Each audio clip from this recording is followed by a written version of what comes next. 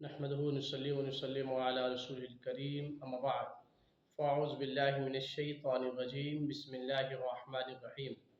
नाज़रीन, आज की इस वीडियो में आपके सामने एक इंतहाई अहम मसला ज़िक्र करना है जो हमारे मुआशरे के अंदर 90% लोगों की गलती पाई जाती है।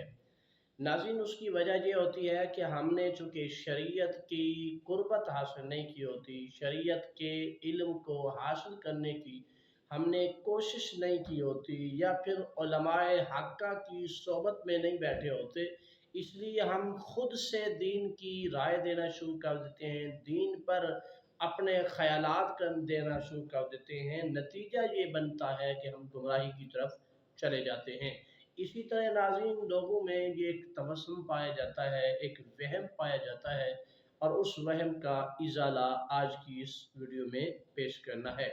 वहम ये है कि घर के अंदर कुर्बानी जो है वो सिर्फ़ वालिदैन के नाम की होनी चाहिए जब तक वालिदैन ज़िंदा है, और जब वो फ़ौत हो जाएँ तो फिर औलाद अपने अपने नाम की करे। ये एक तवहम पाया जाता है जिसका हल आज आपके सामने पेश करना है। नाज़रीन, याद रखिए कि कुर्बानी शरीयत मुतहरा में जिस शख्स पर वाजिब होती है उसके लिए नस्ब का होना शर्त नहीं है, उसके लिए वालिद का होना शर्त नहीं है, बल्कि उसके लिए साहिब निसाब होना शर्त है।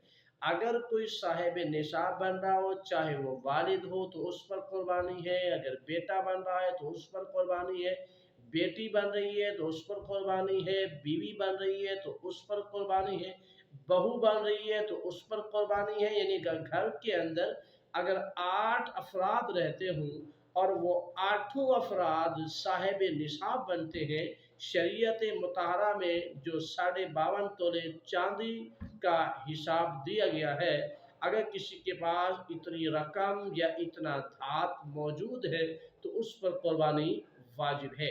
अल्लाह के रसूल सल्लल्लाहु अलैहि वसल्लम ने इरशाद फरमाया, जिस आदमी पर कुर्बानी वाजिब हो मगर वो कुर्बानी नहीं करता, तो मेरे आका ने इरशाद फरमाया कि वो हमारी कुर्बानी ना करने की वजह से हमारी ईदगाह के करीब न आए। यानी अल्लाह के रसूल अलैहिस्सलातु वस्सलाम ने उसको नापसंद फरमाया है।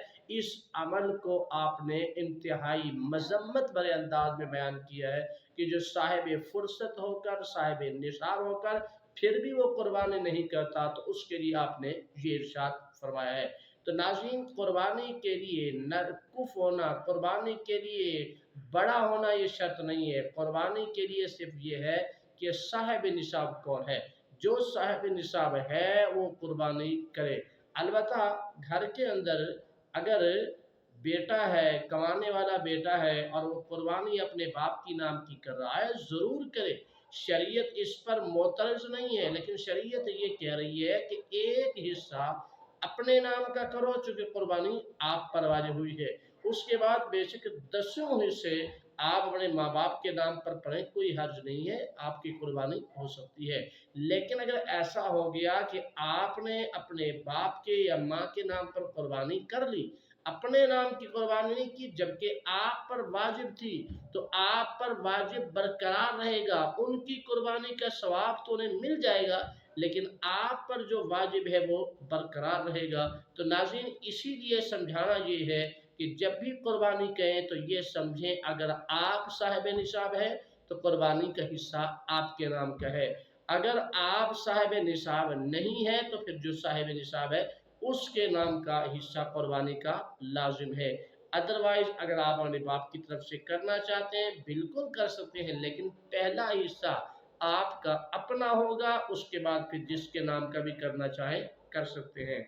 उम्मीद है कि मेरी बातें आपको आसान अंदाज में मैंने समझाई है, समझ आ गई होंगी।